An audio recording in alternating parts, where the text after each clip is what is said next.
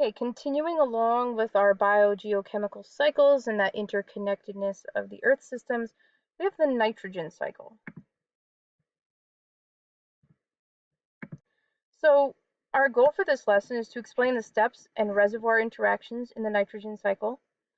And we're going to accomplish this goal by describing the path of nitrogen through the nitrogen cycle, identify a major reservoir for nitrogen, describe the role of bacteria in the nitrogen cycle, and again, describe how humans can impact the cycle. And that should say nitrogen cycle. Okay, so the nitrogen cycle. This is a pretty neat one. So the nitrogen cycle starts in the atmosphere. So perhaps you're aware that nitrogen is one of the gases found in our atmosphere. It makes up 78%, so much more of a significant gas in our atmosphere than its more popular friends, oxygen and carbon dioxide. So it's no surprise here that our major reservoir is the atmosphere. So nitrogen in the atmosphere exists as a nitrogen gas of two bonded nitrogen atoms.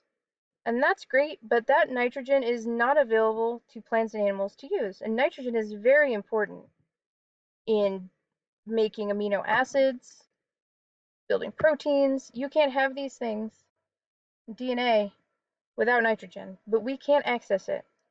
So the nitrogen has to go through a process called nitrogen fixation.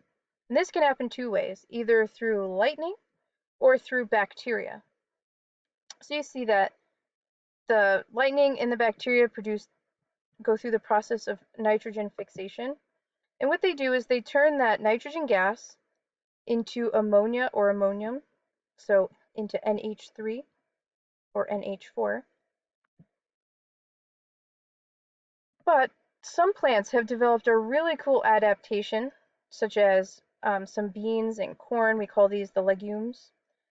They've developed a symbiotic relationship with bacteria to fix the nitrogen directly in their roots. You see these little nodules?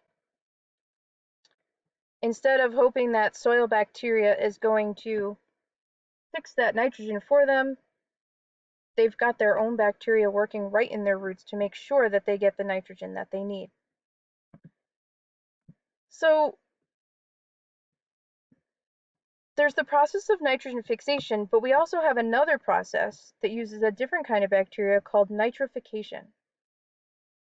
So plants prefer their nitrogen to be in the form of a nitrate. So this nitrifying bacteria oxidizes, adds oxygen to the nitrogen to produce NO2 or NO3. And this process happens in the soil.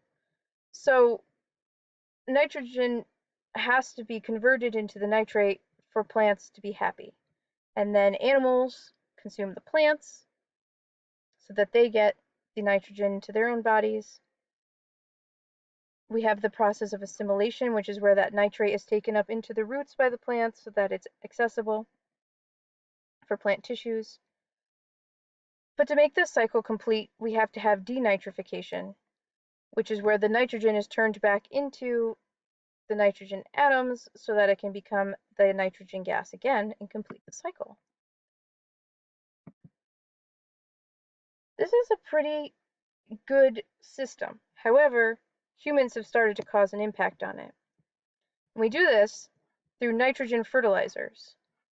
So increasing amounts of nitrogen added into the soil can have a couple different problems. One of them is that weeds also really like nitrogen in the soil, and so it's going to actually cause an overgrowth of your weeds. And also, all of that nitrogen is soluble in water, so it's going to get washed away into our waterways, and then it's going to feed all of those aquatic organisms and cause further problems. So to summarize, the largest reservoir for nitrogen is the atmosphere. So remember, 78% of our atmosphere is nitrogen gas. However, that nitrogen in the atmosphere is not usable by plants and must be fixed by bacteria or lightning into ammonia or ammonium. And that's great, except plants prefer it as nitrate, so an additional bacteria has to go through a process to convert it and add oxygen. And lastly, humans are adding fertilizer containing nitrogen to soils which is leading to further problems after the soil's runoff.